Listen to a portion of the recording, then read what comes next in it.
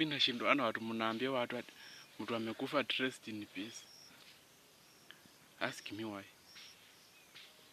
Sasa mtu mnamjazia mchanga. Alafu mnamwambia ati may your soul rest in peace. Aje sasa.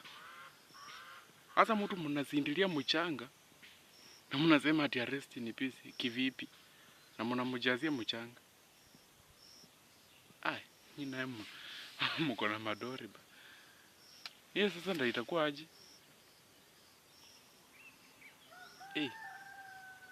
Mtu kama mnamwambia rest. Yeye ndio kurest gani sasa? Rest in peace. Rest.